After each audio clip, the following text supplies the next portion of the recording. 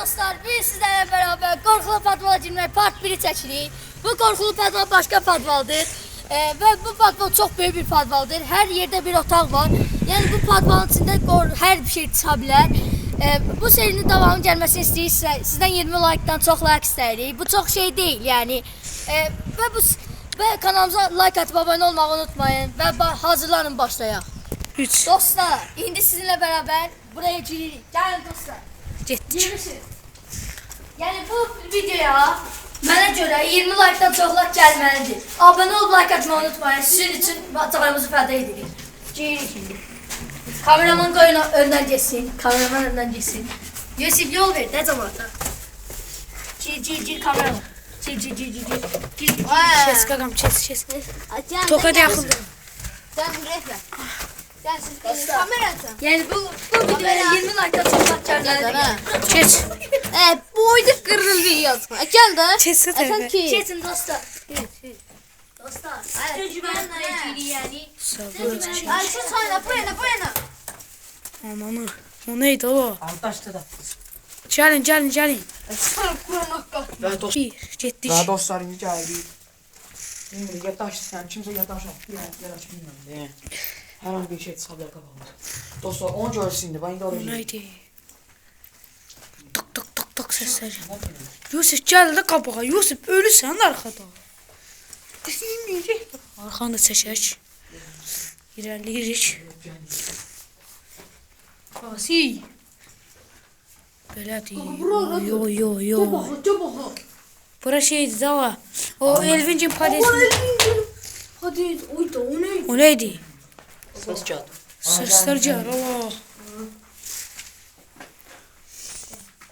İrəli inşallah. Burada belə yerlər var dostlar. O çox böyük axı. Dostlar kanala abunə olub like atmayı unutmayın.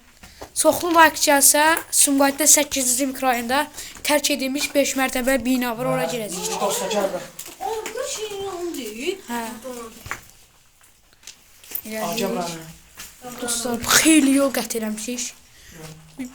Çox qorxuludur. Evet dostlar böyle yer. Buranın dibinəzən gəldik. İndi isə arxaya qayıdırıq. Sən idin o. Dostlar, buradan irəliyirik. Bura. Burada ətrizad var. Vay bu ne? Tamam. Buranı görsən. Oo, bura nədir belə? Səs gəl, sakin. Ha suyun sesidir. Vay, o nə səs idi? Ay suyun sesidir bak. Sən öyle deyirən nəfəs alma səs gəldi belə. Yenə gəldi o əmənki səs. Yaxşı. Hayır orada duruyor. Qağı itdi yazdıq burada. Nəysə irəliyək. Sefil değil. Muhtemelen. Bu tərəfdən düz irəliyirik dostlar. Kanalımıza yenə də deyirəm, dönə deyirəm, abunə olub like atmayı unutmayın.